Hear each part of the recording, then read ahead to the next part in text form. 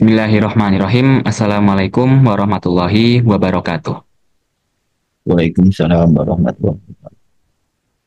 Salah satu isu yang hangat diperbincangkan saat ini adalah kebijakan pemutihan perkebunan sawit di kawasan hutan yang diatur dalam SK Kemenhut 36 per 2025. Kebijakan ini telah mengubah status ribuan hektar kebun sawit ilegal menjadi legal, mayoritas dimiliki oleh korporasi besar. Meskipun pemerintah beralasan bahwa kebijakan ini bertujuan menciptakan kepastian hukum dan transparansi, banyak pihak menilai bahwa ini justru menguntungkan pelaku bisnis besar yang sebelumnya melanggar aturan, sekaligus membuka celah bagi eksploitasi hutan lebih lanjut. Nah, apakah pemutihan ini merupakan solusi terbaik atau justru memperburuk tata kelola hutan dan menambah penderitaan bagi masyarakat adat serta petani kecil?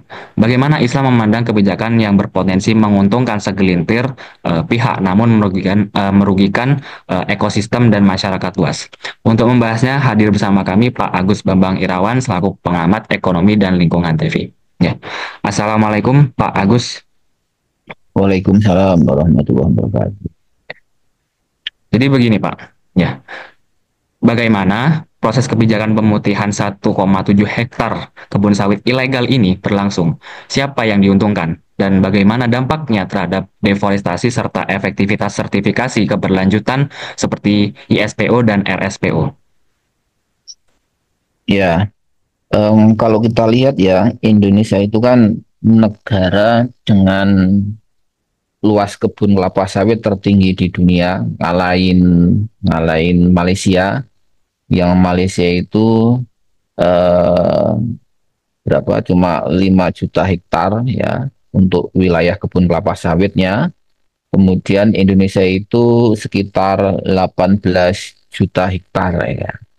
Nah, mungkin orang apa akan mengira bahwa kita patut berbangga bahwa kebun kelapa sawit kita itu paling luas, produksi minyak kelapa sawitnya paling banyak di dunia. Tuh.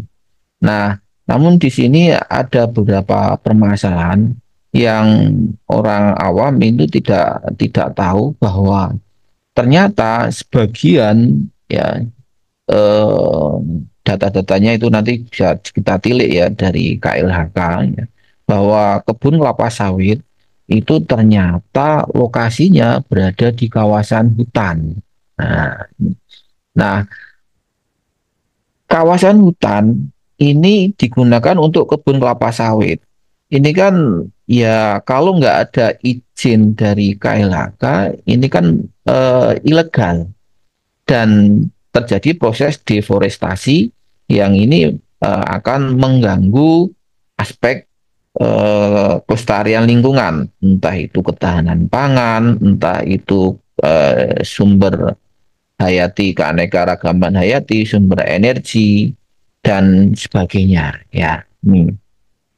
Nah, apalagi sekarang adanya pemanasan global, salah satunya adalah kasus deforestasi yang masif yang dilakukan oleh para pengusaha, baik itu pengusaha di bidang apa kelapa sawit, pertambangan ataupun industri-industri yang lainnya. Nah, kita membahas untuk yang saat ini untuk kelapa sawit itu ya. Nah, kebun kelapa sawit yang itu jumlahnya itu 18 sampai 20 juta hektar di seluruh seluruh Indonesia ini kan jumlah yang sangat masif gitu ya. Namun yang jadi masalah adalah tadi mengapa kok itu lokasi kebun kelapa sawit itu banyak yang ada di mana di area kawasan hutan ya, baik hutan produksi maupun hutan hutan lindung dan sebagainya.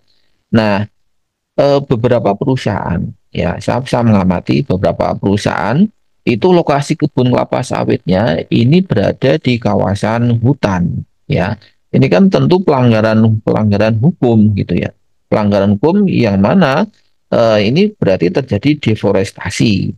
Nah, selama bertahun-tahun ini kebun kelapa sawit yang berada di kawasan hutan yang dikuasai oleh para penguasa kelapa sawit kelas kakap ini memang dibiarkan gitu loh. Nah, adanya Undang-Undang Cipta Kerja ini dilakukan pemutihan.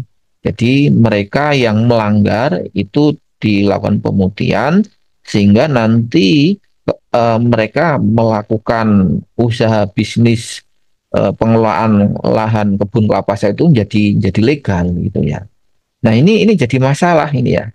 Yang jelas ini pasti yang diuntungkan adalah para pengusaha, pengusaha kelas-kelas kakap.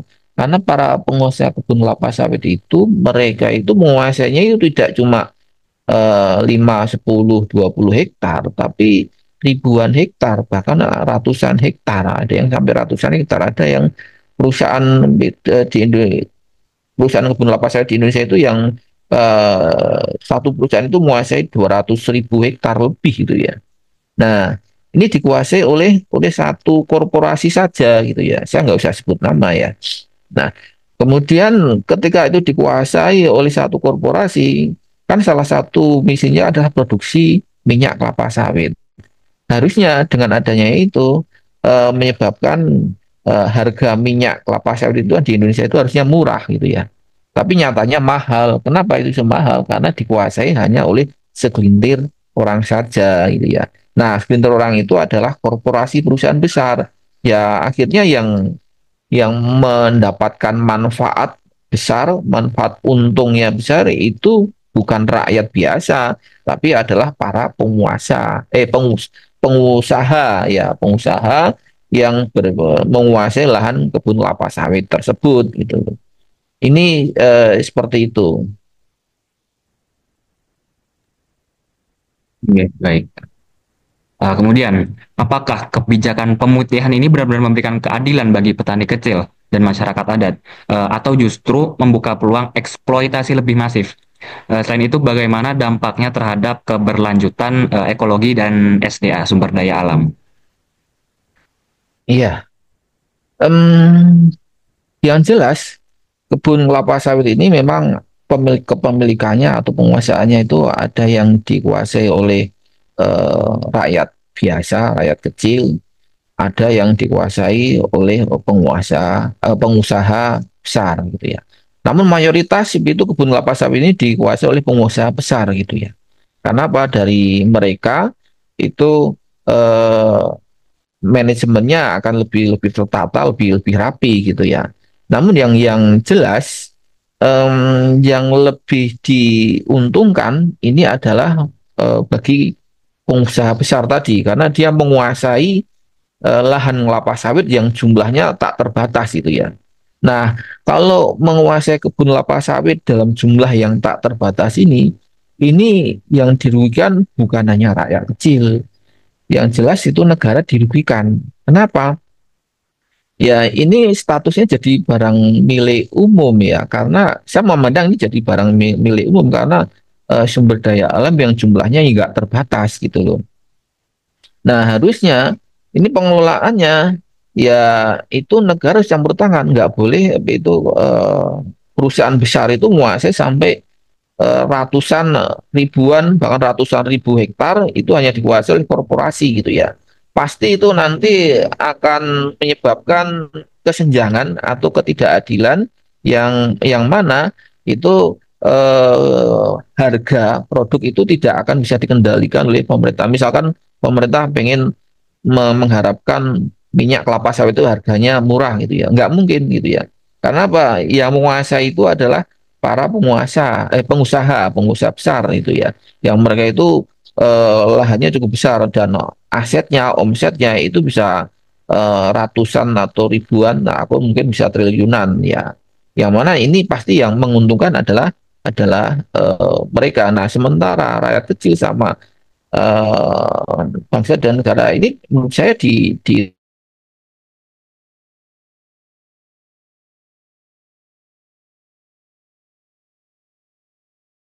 sih yang masuk ke devisa negara. Kemudian bisa nggak bahwa kita itu negara produsen minyak kelapa sawit, rakyat Indonesia bisa mengakses dengan minyak kelapa sawit yang murah, ya, ya, nggak mungkin itu harga minyak kelapa sawit itu sekarang mahal gitu ya. Paling murah berapa ya? 15.000 per liter itu. Kalau kalau nggak salah itu ya, 15.000 per liter itu paling paling murah itu. Nah, kalau diekspor ke luar negeri harganya bisa berlipat-lipat itu ya. yang untung siapa gitu ya. Dan perlu diingat bahwa penanaman kebun kelapa sawit ini sebenarnya merusak eh, kesuburan tanah ya. Kenapa? Di situ ada upaya pemupukan, kemudian ada upaya eh, penggemburan tanah yang mana sebelumnya itu lahan hutan ya. Nah, kemudian ditanami kebun kelapa sawit itu rakus unsur hara ya. Nah, ini nanti tanah itu menjadi lebih kurang subur dibandingkan ketika masih dalam bentuk bentuk hutan. Nah, kalau ini deforestasi ini dibiarkan dan menjadi kebun kelapa sawit dan diputihkan, tidak ada sanksi tegas, sanksi hukum. Ini terus bagaimana ini? Kita itu yang dulunya Indonesia pernah disebut sebagai paru-paru dunia karena luas hutan Indonesia itu sangat sangat besar sekali dan bisa mensuplai oksigen bagi atmosfer di Indonesia maupun di negara-negara tetangga. Namun sekarang polusi yang ditimbulkan dari deforestasi itu menjadi sangat tinggi gitu ya. Yang dulu kita dikatakan sebagai negara paru-paru dunia, sekarang ya itu tinggal kenangan saja. Kita itu nggak jadi negara yang disebut sebagai paru-paru dunia. Bahkan beberapa negara maju menyebut Indonesia itu salah satu negara penyumbang polusi udara terbesar di dunia, ranking berapa ya? Yang jelas itu 10 besar ya, masuk 10. Padahal dulu itu tidak gitu ya. Ya memang sekarang dominasi adalah negara-negara maju ya. Tapi yang jelas dampak lingkungannya adalah ya macam-macam ya, deforestasi itu macam-macam dampaknya. Ya salah satunya kehilangan sumber daya hayati, keanekaragaman hayati, plasma nutfah yang dimiliki oleh hutan ini menjadi hilang, yang itu bisa sumber pangan, sumber energi, sumber obat dan sebagainya itu menjadi hilang. Belum lagi nanti potensi bencana, erosi, banjir dan sebagainya. Kemudian yang lebih besar lagi dampak luas secara global adalah eh, memicu atau simpanan serapan karbonnya itu menjadi berkurang ya dibandingkan ketika masih tanamannya itu hutan hutan alami, hutan sebelumnya hutan ketimbang itu kebun kelapa sawit gitu ya. Sehingga simpanan serapan karbonnya itu akan berubah menjadi lebih kecil ya. Nah, yang mengakibatkan emisi gas rumah kaca di sektor kehutanan, di sektor perkebunan dan pertanian ini menjadi meningkat. Nah, emisi gas rumah kaca ini bisa meningkatkan efek gas rumah kaca atau efek pemanasan global ya, yang mana ini menyebabkan terjadinya perubahan iklim yang ekstrim pada pada saat ini gitu. Nah, ini salah satunya penyumbangnya itu adalah kasus deforestasi dari hutan menjadi kebun kelapa sawit. Nah, setelah nanti adanya pemutihan, nanti dari Undang-Undang Cipta Kerja yang ada itu nggak jelas. Ini nanti sanksinya itu apa? Sanksi administrasi, sanksi pidana, atau sanksi apa gitu loh. Itu kan di Undang-Undang Cipta Kerja nggak jelas gitu ya. Nah, dengan demikian kalau ini dibiarkan maka kasus deforestasi itu nanti akan kembali masif sehingga akan memperparah eh, kondisi lingkungan yang ada di sekitarnya. Bencana alam mungkin akan lebih sering terjadi itu kalau seperti ini, kalau laju deforestasi atau program penghijauan kembali untuk restorasi rehabilitasi hutan tidak dijalankan. Dampak lingkungannya entah bencana lingkungan entah bencana alam ini nanti akan sering terjadi. Oke, baik. Berkaca dari itu ya, kemudian bagaimana sih prinsip dalam Islam ya, masalah mengelola sumber daya alam tuh agar tidak dikuasai segelintir orang. Bagaimana juga negara seharusnya mengelola hutan dan lahan demi kemaslahatan rakyat, serta apa solusinya dalam Islam menegakkan keadilan dan memberi sanksi terhadap pelanggaran kebijakan pemutihan yang merugikan masyarakat dan lingkungan. Ya, yang pertama, ini kalau kita lihat sumber daya hutan ya, sumber daya hutan. Sumber daya hutan itu berarti sumber daya alam hayati. Nah, sumber daya alam hayati ini mempunyai fungsi yang sangat tinggi bagi kelestarian lingkungan ya, sehingga perlu dilakukan upaya pelestarian lingkungan. Ya, Islam itu sangat itu menjaga agar manusianya, hamba-hamba Allah yang ada di muka bumi ini, untuk menjaga bumi serta isinya itu agar tetap terjaga, ya, tetap tetap lestari. Kenapa? Kalau itu bumi ini dirusak, maka masa depan anak cucu generasi yang akan datang itu nanti akan sengsara gitu ya. Itu yang pertama. Jadi dalam Islam itu sangat menganjurkan bahwa umat manusia harus menjaga bumi serta isinya itu agar tetap lestari ya untuk keberlangsungan hidupnya dan anak cucunya. Kemudian yang kedua, kembali kepada konsep kepemilikan barang ya. Kepemilikan barang itu kan dibagi menjadi tiga: barang milik pribadi, barang milik umum, barang milik negara. Nah, masyarakat boleh menguasai, memanfaatkan lahan untuk perkebunan kelapa sawit. Namun jumlahnya tidak boleh tak terbatas. Ya, ya mungkin itu 10, maksimal 15, 20 hektar itu sudah sangat banyak sekali itu loh, satu satu orang gitu ya. Nah, itu kalaupun ada orang menguasai, boleh itu menguasai sampai segitu ya. Maksimal 20-an hektar lah itu sudah, menurut saya sudah sangat capek sekali itu untuk menguasainya, mengelolanya itu, dan itu memang kesehariannya memang di kebun kelapa sawit itu. Tapi coba bayangkan itu ketika kebun kelapa sawit itu dikuasai hanya segelintir orang korporasi yang jumlahnya itu sampai ratusan ribu hektar, itu dikuasai hanya satu perusahaan gitu ya. Ini artinya bahwa ini barang milik umum ini, saya memandang bahwa lahan kelapa sawit ya, pertama lahan kelapa sawit yang luasnya sampai ratusan ribu hektar ini hanya dikuasai oleh segelintir orang. Ini pelanggaran pelanggaran hukum gitu ya, menurut Islam. Karena apa? Barang milik umum dikuasai hanya segelintir orang atau korporasi atau perusahaan. Akibatnya ya seperti yang kita lihat kenyataan, yaitu harga minyak kelapa sawit menjadi mahal, padahal kita negara produsen gitu loh. Kemudian devisanya itu yang paling besar memanfaatkan hanya segelintir orang. Maka dalam hal itu sistem Islam, maka kita kembalikan masalah kepemilikan barang tadi. Ada barang milik pribadi, barang milik umum, sama barang milik negara. Kalau jumlahnya yang tak terbatas ini nggak boleh dimiliki oleh korporasi perusahaan besar gitu ya. Ya silahkan rakyat itu mengelola. Kalaupun itu rakyat itu nggak mampu, mungkin bisa negara yang harus mengelola. Kemudian yang berikutnya hutan. Nah, hutan itu kan statusnya adalah barang milik umum, yang ini manfaatnya bukan hanya untuk individu. Yang jelas pengaturannya harus diatur oleh negara gitu loh. Nggak boleh itu diserahkan itu oleh swasta atau individu untuk kepentingan pribadi. Nggak boleh, itu harus yang ngelola itu oleh negara. Mungkin ada pertanyaan, lah kalau negara itu nggak profesional, banyak yang korup seperti pada beberapa waktu lalu, ternyata industri migas, minyak bumi ini dikorupsi oleh oknum para petinggi di BUMN itu ya. Kenapa itu bisa terjadi? Ya karena sanksi hukumnya itu nggak jelas ya.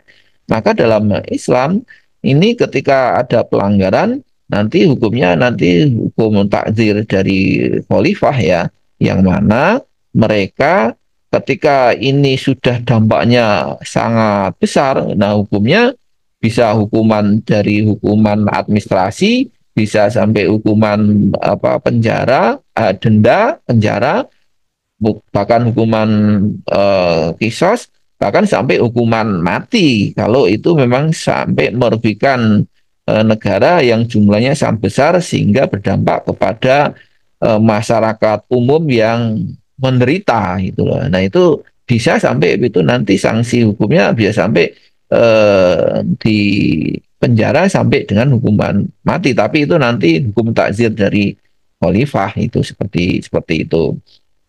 Demikian. Oke. Jadi baik ya, rangkumannya bisa saya ambil. Jadi memang Indonesia ini kebun sawitnya terluas di dunia dengan belasan juta hektar. Yang mana salah satu problem ialah lokasinya berada di kawasan hutan ya. Nah, tambah dengan kebijakan pemutihan ini yang kurang jelas tujuannya, apalagi mayoritas kebun kelapa sawit dikuasai oleh korporasi, perusahaan maupun pengusaha besar. Nah, tentunya menguntungkan mereka yang menguasai lahan kebun tersebut secara tak terbatas. Nah, yang dirugikan tentunya masyarakat kecil ya. Tapi nggak cuma masyarakat kecil, negara juga. Karena harusnya hal ini dikategorikan sebagai kepemilikan umum, harusnya dikelola negara. Nah, itulah salah satu alasan kenapa harga minyak sawit bisa tinggi, yang mana di dalamnya mengambil keuntungan sebesar-besarnya.